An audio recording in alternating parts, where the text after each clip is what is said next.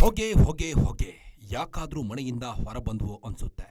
ಕೆಮ್ಮಿ ಕೆಮ್ಮಿ ಸಾಕಾಗಿ ಹೋಗುತ್ತೆ. ದಟ್ಟ ವಾಯು ಮಾಲಿನ್ಯದಿಂದ ದೆಹಲಿ ಮಂದಿ ಹೈರಾಣಾಗಿ ಹೋಗಿದ್ದಾರೆ.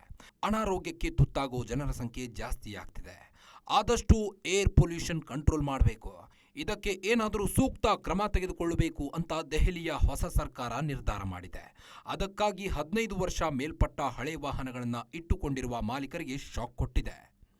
15 ವರ್ಷ ಮೇಲ್ಪಟ್ಟ ಹಳೆ ವಾಹನಗಳ ಆರ್ಭಟ ಮಾರ್ಚ್ 30ರವರೆಗೆ ಅಷ್ಟೇ. ಮಾರ್ಚ್ 31ರಿಂದ ಬೇಸ್ಮೆಂಟ್ನಲ್ಲಿರೋ ಪಾರ್ಕಿಂಗ್ ಲಾಟೋ ಅಥವಾ ಗುಜರಿ ಸೇರಬೇಕಾಗುತ್ತೆ. ಯಾಕೆ ಅಂದ್ರೆ ಏಪ್ರಿಲ್ 1ನೇ ತಾರೀಕಿನಿಂದ 15 ವರ್ಷ ಮೇಲ್ಪಟ್ಟ ವೆಹಿಕಲ್ಗಳಿಗೆ ಪೆಟ್ರೋಲ್ ಸಿಗಲ್ಲ, ಡೀಸೆಲ್ಲೂ ಸಿಗಲ್ಲ. ಹಾಗಂತ ಬಂಕ್ಗಳು ಕ್ಲೋಸ್ ಆಗ್ತವೆ ಅನ್ಕೋಬೇಡಿ. ಬಂಕ್ಗಳಿರುತ್ತವೆ, ಆದರೆ 15 ವರ್ಷ ಮೇಲ್ಪಟ್ಟ ನಿಮ್ಮ ವೆಹಿಕಲ್ಗಳಿಗೆ ಪೆಟ್ರೋಲ್ ಡೀಸೆಲ್ ಹಾಕಲ್ಲ. ಇದು ದೆಹಲಿ ಸರ್ಕಾರದ ಅಧಿಕೃತ ಆದೇಶ.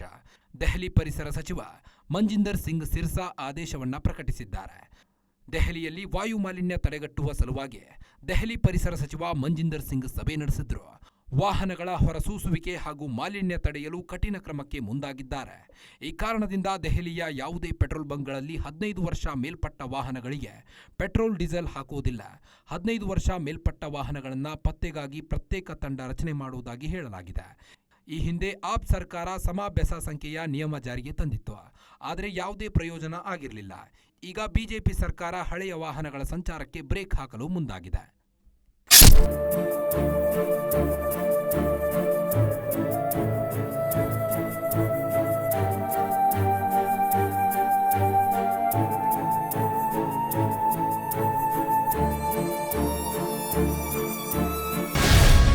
ಗ್ಯಾರಂಟಿ ನ್ಯೂಸ್, ಸುದ್ದಿ ಖಚಿತ, ನ್ಯಾಯ ನಿಶ್ಚಿತ.